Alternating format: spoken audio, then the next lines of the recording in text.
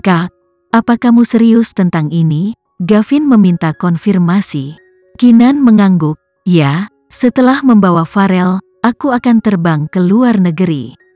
Aku telah mengambil keputusan. Oke, kita pasti akan mengikutimu. Gavin menerima tawaran itu tanpa ragu atau pertanyaan lainnya.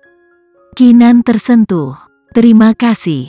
Gavin mengerutkan kening dengan sedih. Kak, kita keluarga. Untuk apa kamu berterima kasih padaku? Kakak seperti membuatku merasa seperti orang asing. Kinan akhirnya tersenyum. Kamu benar, kita adalah keluarga. Bahkan, aku merasa sangat beruntung memiliki kamu dan paman sebagai keluargaku. Sayangnya, dia tidak bisa menemani mereka lama. Jika memungkinkan, dia ingin menghabiskan sisa hidupnya di sekitar keluarganya, tapi takdir telah memutuskan sebaliknya. Dengan keputusan yang dibuat, Kinan mulai mempersiapkan saat dia sampai di rumah. Perusahaan akan diserahkan kepada Reza untuk dikelola. Kinan tidak akan campur tangan kemanapun dia ingin perusahaan maju. Dia memiliki lebih dari cukup uang tunai di tangannya yang membuat meninggalkan negara itu menjadi hal yang mudah. Dengan sedikit pengepakan dan dia akan siap untuk pergi. Hendra bersemangat untuk meninggalkan negara itu bersamanya ketika dia diminta. Kinan meminta mereka berjanji untuk merahasiakan ini dan baik Hendra maupun Gavin setuju. Sekarang, dia hanya perlu menunggu Nenek Susan untuk memasang kembali lengan buatannya dan dia akan bebas untuk mengambil Farel. Setelah itu, sudah waktunya untuk pergi. Operasi dijadwalkan dalam waktu 3 hari. Kinan ingin sekali pergi. Selain keluarga dekatnya, tidak ada yang mengetahui rahasia rencananya ini. Tentu saja, Vano juga tidak tahu tentang ini. Dia tidak tahu dia akan meninggalkan negara itu. Malam itu, Vano meneleponnya untuk mengundangnya makan siang lusa. Setelah Kinan menolaknya secara langsung, Vano dengan cepat menambahkan, Farel akan datang juga. Dia bilang dia sangat merindukanmu. Tentu saja, aku akan ke sana. Kinan setuju saat nama Farel disebutkan. Kinan merasa dia tidak boleh menghilangkan kesempatan Farel untuk menikmati makanan keluarga yang sesungguhnya. Dia sedang sekarat jadi dia tidak ingin Farel memiliki penyesalan ini. Vano agak malu karena dia harus menggunakan putranya sebagai pengungkit. Tetapi itu dengan cepat dibayangi oleh kebahagiaan ketika Kinan mengatakan ya. Perjalanan 1000 mil dimulai dengan satu langkah. Selama dia bertahan, dia percaya bahwa suatu hari, dia akan bisa membuat Kinan menikah lagi dengannya. Vano secara ekstensif mempersiapkan kencan makan siang mereka. Kinan di sisi lain, memperlakukannya seperti hari lainnya. Bahkan, dia sempat mampir ke rumah sakit pagi-pagi sekali. Lucky berkata dia memiliki sesuatu untuk didiskusikan dengannya. Kinan berasumsi itu ada hubungannya dengan teknologi anggota tubuh buatan. Kinan dipimpin oleh seorang perawat ke ruang pertemuan. Ketika dia masuk, Lucky dan beberapa dokter sudah menunggu. Mereka senang melihatnya. Mereka memperlakukannya dengan sopan dan hormat. Kinan membalas kesopanan yang sama. Dia menjawab semua pertanyaan mereka dengan jujur dan sabar. Ketika pertemuan selesai, ruang dokter menyadari bahwa dia mampu seperti yang mereka dengar. Dia sangat berbakat di bidang matematika. Bagaimanapun, kesempurnaan teknologi anggota tubuh buatan membutuhkan sejumlah besar algoritma yang rumit untuk diselesaikan. Bakat luar biasa Kinan ditambah dengan usianya yang tidak terduga membuat para dokter dikagumi. Lucky bahkan mengajaknya makan siang saat rapat selesai. Kinan menolak tawarannya. Aku sudah merencanakan makan siang. Maaf tapi kita akan makan siang lain kali. Lucky mengangguk mengerti. Baiklah, aku akan menepati janjimu dan mengundangmu lain kali. Kamu mau pergi kan? Ayo. Aku akan mengantarmu keluar. Semoga ada kesempatan berikutnya. Lucky memperlakukan Kinan seperti pria sejati. perhatian dan ramah.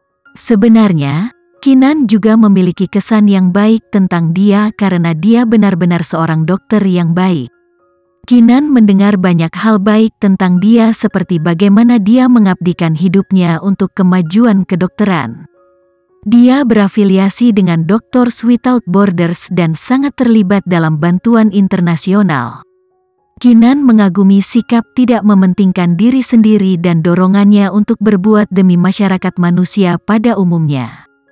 Jika bukan karena malapetaka yang akan datang, dia mungkin akan tetap tinggal untuk membantu Lucky dengan penelitian medisnya.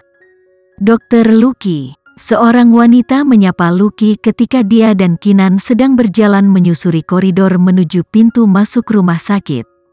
Dia datang dengan kursi roda.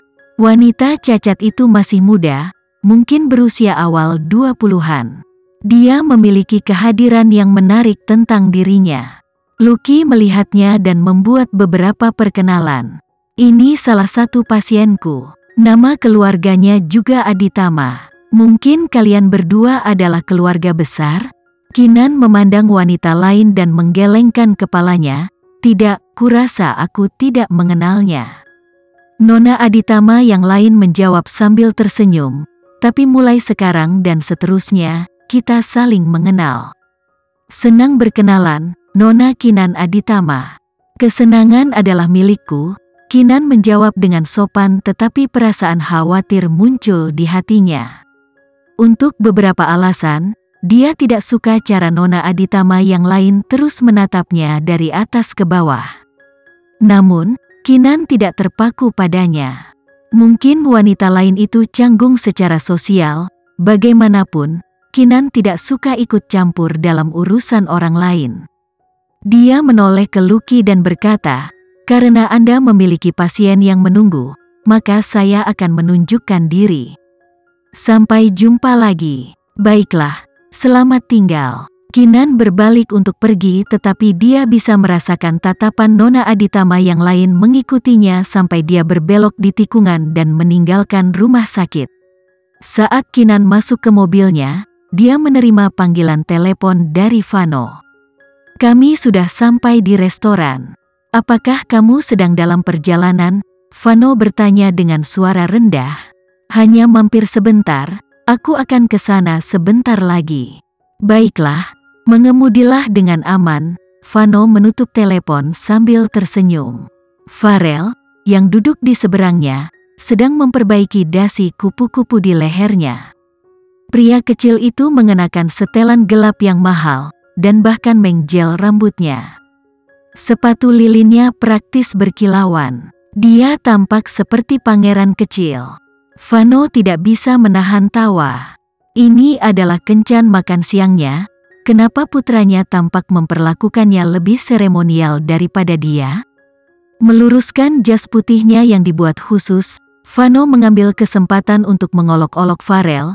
"Ini hanya makan siang biasa, mengapa kamu berdandan? Kamu tidak usah gugup seperti itu, nak."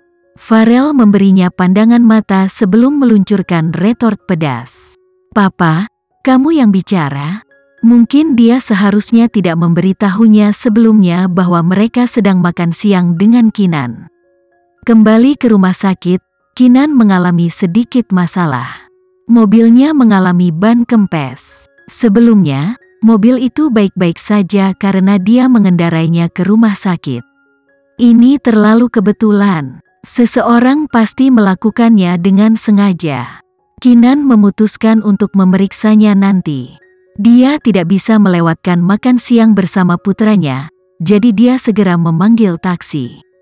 Saat dia masuk ke taksi, sebuah lengan didorong keluar dari belakang dan dia bisa merasakan baja dingin dari belati di lehernya. Taksi segera meninggalkan kota dan memasuki pedesaan terpencil. Mata Kinan ditutupi dengan kain hitam dan belati tidak pernah lepas dari lehernya. Dia memberikan kerjasama penuhnya dan tidak pernah menolak. Kedua penculik itu puas dengan kepatuhannya. Akhirnya, mobil berhenti di depan bengkel yang ditinggalkan. Kinan diseret dengan kasar keluar dari mobil dan didorong ke dalam gedung. Saat dia mendarat dengan bunyi gedebuk di lantai yang kotor, dia mendengar ledakan keras di belakangnya.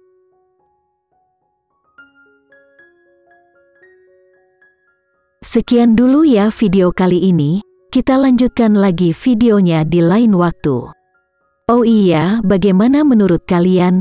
Semoga bisa sedikit menghibur kalian semua. Untuk teman-teman yang baru nonton, jangan lupa subscribe ya, hehehe. Dan kalau teman-teman ada yang ingin gabung langganan, bisa langsung gabung saja untuk dapat fitur yang menarik dan sedikit membantu Mimin. Terima kasih banyak sudah menonton, sampai jumpa lagi, bye bye bye.